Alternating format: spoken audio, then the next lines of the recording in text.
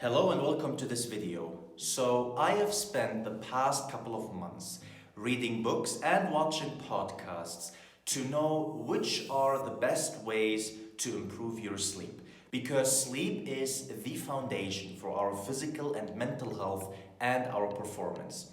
So here are the 6 best toolkits that I found to make your sleep as good as possible. Number 1 is avoid caffeine 8 to 10 hours before you sleep. So the half-life of caffeine is 6 hours, which means that 6 hours after you drink the cup of coffee, your caffeine level inside the blood will be halved. So you should wait 8 to 6 hours after your last cup of coffee in order for your caffeine level to be as low as possible. Here I would like to mention that a lot of people are able to sleep after they drink a cup of coffee, but their sleep quality will suffer. And this video is not only about getting enough sleep, it is also about getting quality sleep. Number 2 is waking up every day at the same time. And this is better than sleeping at the same time because it's easier for you to control what time you will wake up. And if you wake up every day the same time, you will feel sleepy in the evening at the same times. And this is because of the way the molecule adenosine is working inside our body. So adenosine is kind of the molecule that makes you feel sleepy.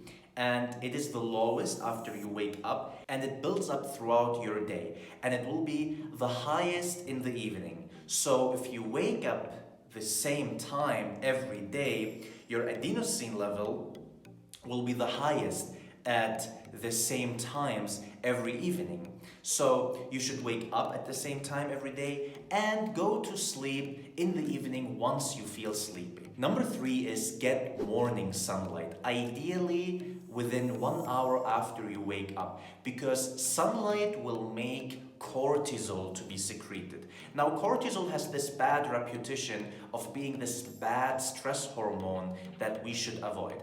While it's true that we should avoid high levels of cortisol chronically, it is essential for cortisol to be high in the morning for us to be energized for the day. So for you to have a cortisol peak in the morning, you should get morning sunlight, and this will also make cortisol low in the evening so that you could feel sleepy and relaxed and for you to sleep easier. So as I mentioned in my past video, you should get 5 to 10 minutes of sunlight if it's a sunny day, or 10 to 20 minutes of sunlight if it's a cloudy day. Number 4, similarly, avoid bright lights in the evening past 10 p.m.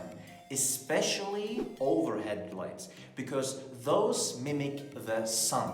In other words, you are going to be negatively tricking your brain that the sun is up, so that your brain is thinking it's morning and it will secrete cortisol, the stress hormone or the activating hormone, and it will decrease melatonin, the molecule that will make you help to go to sleep, so that you will have trouble getting to sleep. So what you should do is, in the evening, have as minimal light as possible for you to do your activities in a safe way. And in case you have to use lights, it's better to use lights that are lower than your eyes instead of the overhead lights. Number 5, in case you wake up in the middle of the night, which is very common, and you have trouble to go back to sleep, try to use the NSDR Protocol. I am gonna link an NSDR protocol done by Andrew Huberman in the description down below. You should check it out. It is a very, very effective way for you to go back to sleep in case you wake up in the middle of the night. The worst thing you could do in that situation is pick up the phone and scroll through social media. This will just make you more and more awake. Number 6, last but not least, take the 3 following supplements 30 minutes before your sleep. These supplements are, according to Andrew Huberman, a professor of neurobiology and ophthalmology at Stanford University, are the optimal toolkit for falling to sleep, which are magnesium threonate, 150 milligram, theanine 100 to 500 milligrams, and apigenin 50 milligrams. Now here I'd like to mention that you don't have to take any supplements in case you do not have trouble to fall into sleep. And it's better for you to start with one supplement out of the three and see how you feel after taking it, and then you could add a second or a third out of these. So these were the 6 toolkits for you to optimize your sleep. Another point I would like to mention is that you should not overthink your sleeping improvement. You should try to implement most of these 6 points in most of the days without stressing yourself, to avoid to get something called sleep anxiety, which will make you feel anxious about your sleep situation, and this will make your sleep suffer, and this is something we don't want. Thanks for watching this video, and see you in the next one. Goodbye.